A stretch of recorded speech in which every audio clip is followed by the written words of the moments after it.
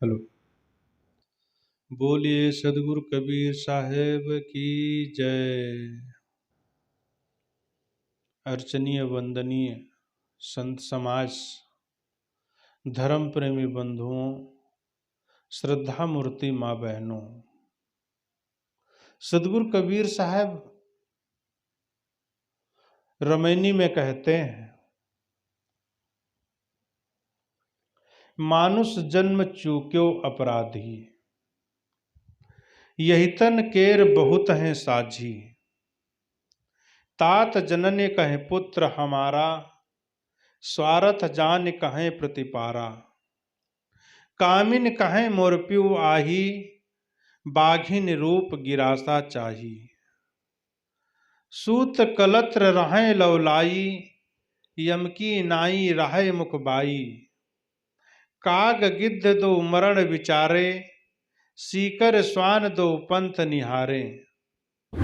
अगिन कहें मैं ईतन जारों, पानी कहे मैं जरत उबारों।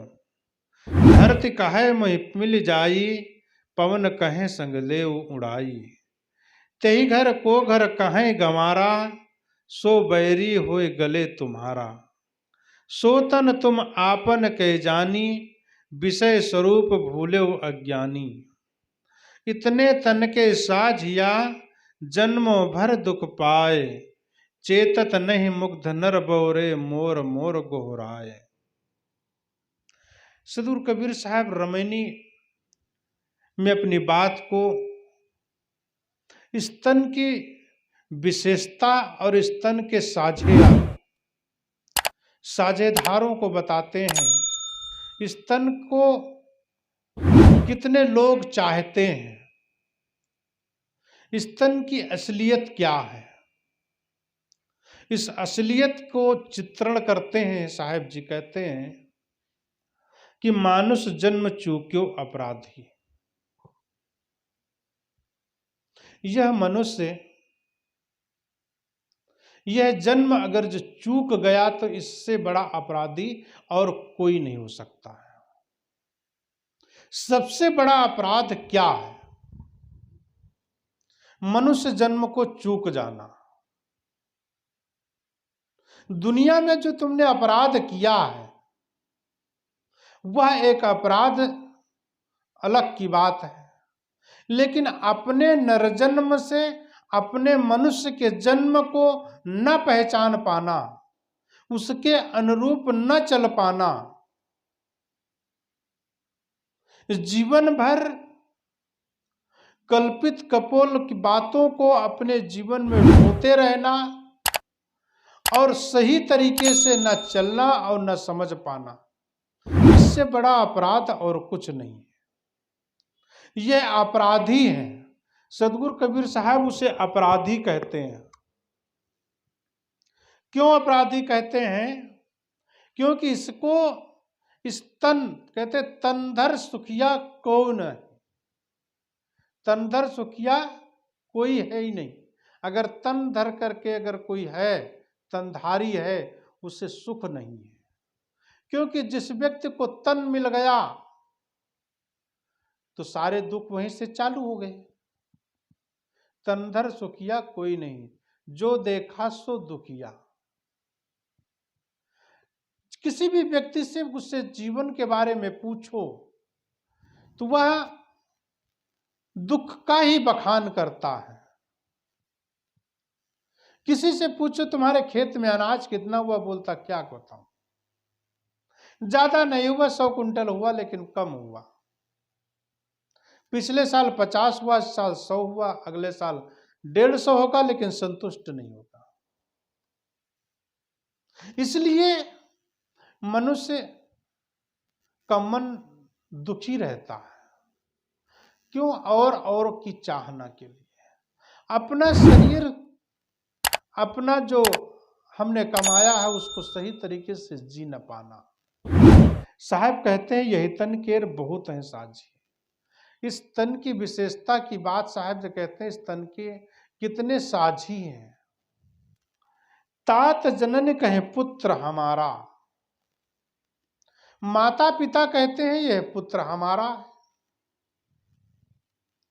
स्वार्थ जान कीन प्रतिपारा। स्वार्थ लाग करें सब प्रीति, यह है पूरे समाज की रीति। पूरी दुनिया स्वार्थी है। तुम बेटे को पिता से स्वार्थ ना हो तो बोले ना। पति को पत्नी से स्वार्थ है, पत्नी पति को स्वार्थ है, बेटा बहू को स्वार्थ है, बहू बेटा से स्वार्थ है। एक दूसरे के स्वार्थ के बिना एक पल नहीं रहना चाहते हैं। साहब ये कहते हैं स्वार्थ जान कीन प्रतिपाला। कौन कौन? माता पिता ने। कामिन कहे मोर पिरुवाही। पत्नी कहती है मेरा पियो है, मेरा पति है। पति कहता है कि मेरी पत्नी है। लेकिन उसके आगे कहते बागी रूप गिरासा चाहिए। पत्नी पति को अपना तो मानती, लेकिन साहब कहते बाघ के तरीके खड़ी हुई है, सुरसा जैसे खड़ी है। क्यों? क्योंकि इतने उसके नखरे हैं। एक दूसरे को पति पत्नी आपस में लड़ करके जिंदगी जीते हैं। ऐसी जिंदगी जीने से क्या फायदा जब तक पति पत्नी एक दूसरे के प्रति समर्पण की भावना नहीं है, एक दूसरे को समर्पण नहीं है। पति पत्नी कहलाने से क्या मतलब? एक दूसरे को जब समर्पण हो जाए, कहते आधे बसे पुरुष आधे बसे जोय। एक शरीर में दोनों पति पत्नी दिखे अलग लेकिन मन एक रूपता हो। कहते ने जब लग दिल पर दिल नहीं। सदगुरु कबीर साहब कहते जब लग दिल पर दिल नहीं तब लग सब सुख ना है। कहीं पर भी हो गुरु और चेला का, पति पत्नी का, भाई बहन का मन की एक रूपता अगर नहीं होती तो सारे सुख नहीं हो सकते। परिवार में समर्पण की भावना जितनी होगी परिवार उतना सुंदर और सज्जन बनेगा। सूत कलत्र रहाय लौलाई, यम की नाई रहे मुखबाई। काग गिद्ध दो मरण विचारे, सीकर स्वान दो पंथ निहारे। जानवर भी आपकी काया के लिए तरस रहे हैं। सीकर स्वान भी तैयार हैं, आपके आंख को निहारते हैं कब ये मरेगा, कब मुझे भोजन मिलेगा। गिद्ध ऊपर से मंडरा रहे हैं, लेकिन इंसान को अग्नि भी कहती है मैं इस तन को जारूंगा, और पानी कहता है मैं इस तन को ऊपर उबार करके बहा ले जाऊंगा। यहां तक कि धरती कहे मोह मिल जाई, पवन कहे संग ले उड़ाई। पवन कहता मैं उड़ा ले जाऊंगा, धरती कहती मैं गड़ा दूंगा। कुल मिलाकर के लाक्षणिक शब्द ये है, ये तन के इतने साझी हैं, क्योंकि ये हमारा जो जीवन है पंच भौतिक शरीर है। आग हवा मिट्टी पानी आकाश से हमारा जो शरीर निर्मित हुआ, मूल इसका मतलब यह है कि शरीर तो जहां का वहां चला जाएगा। शरीर में बैठा जो बोला है, जो बोला का डोला फूट गया तो यह शरीर किसी काम का नहीं है। इस तन के तीते ही घर को घर कहाँ गंवारा। ऐसे शरीर को लोग अपना मानते हैं, ऐसे शरीर को अपना मान करके इतना अभिमान करते हैं। साहब कहते चलो का टेढ़ो टेढ़ो टेढ़ो। क्या तुम इस शरीर को लेकर के टेढ़े टेढ़े चल रहे हो?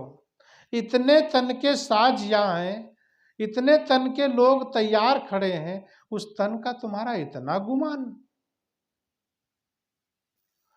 मनुष्य को मनुष्य नहीं समझते हो, इंसान को इंसान नहीं समझते हो।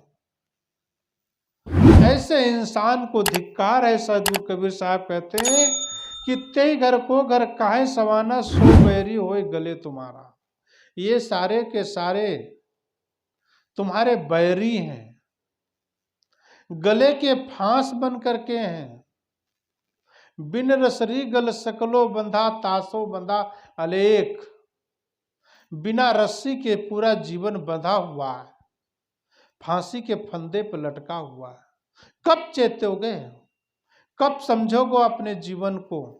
साहब कहते हैं सो तन मोह, सो तन तुम आपन कह जानी, विषय स्वरूप भूले वो ज्ञानी।